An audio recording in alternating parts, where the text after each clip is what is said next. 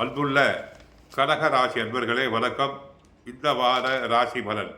கடக ராசினருக்கு 3ல் கேது, அஷ்டமத்தில் சூரியன் சனி, 9ல் ராகு சுக்கிரன் புதன் சந்திரன், லாபஸ்தானத்தில் குரு பகவான் இருக்கிறார். விரய ராசியில் செவ்வாய் இருக்கிறார். உங்கள் ராசிக்கு 9ல் சுக்கிரன் புதன், லாபஸ்தானமான 11ல் குரு,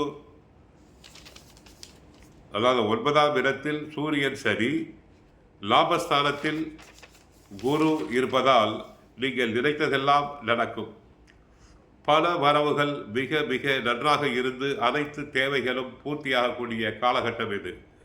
நவீனகரமான பொருட்களை வாங்குவீர்கள். சிலர் பழைய வாகனத்தை விட்டுவிட்டு புதிய வாகனம் வாங்கலாம்.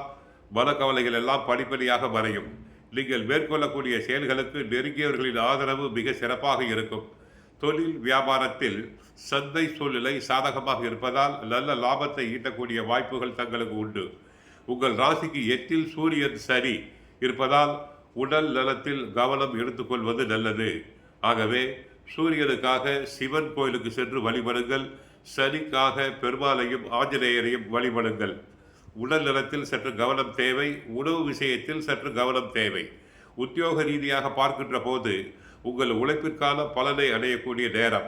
ஒரு சிலருக்கு பணி நிமித்தமாக விரும்பிய இடமாற்றங்கள் கிடைக்கலாம். மனதிற்கு பிடித்த இடத்திற்கே இடமாற்றம் கிடைக்கும்.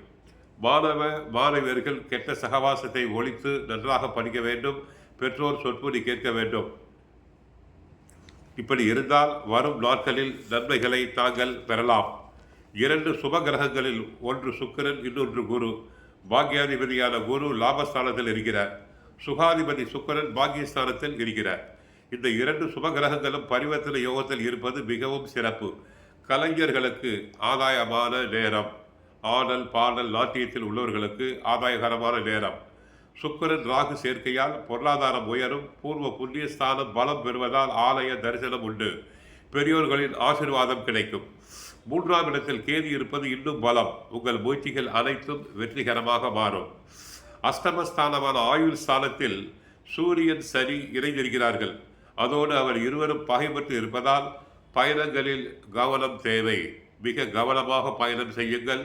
பயணங்களின் போது பொருட்களை களவு போக வாய்ப்பு உண்டு. பொருட்களை பத்திரமாக பார்த்து கொள்ள வேண்டும். மேல் அதிகாரிகள் அல்லது உங்களோடு இணைந்து பயணிப்பவர்கள் உங்களை தவறாக புரிந்து கொள்வதற்கும் ஒரு சந்தர்ப்ப சூழ்நிலை வருகிறது. மன உளைச்சல் பெறுவீர்கள். அடுத்து தங்களுக்கு 1ஆம் தேதி காலை 5:58 வரை சந்திராஷ்டமம் உண்டு. சந்திராஷ்டம தினத்தில் யாரிடமும் அதிகமாக பேச வேண்டாம். சனி பெயர்ச்சி மார்ச் 29ஆம் தேதி நடைபெறுகிறது. அதுவரை பொறுமையாக இருங்கள். இறை வழிபாடு அவசியம். கோவிலுக்கு சென்றால் ஸ்ரீ பழனி அம்மனையும் மாதா ஸ்ரீ புவனேஸ்வரி அம்மனையும் வழிபடுங்கள். உங்கள் கஷ்டங்கள் அனைத்தும் குறையும். வாழ்க வளமுடன். மங்களம் உண்டாகட்டும்.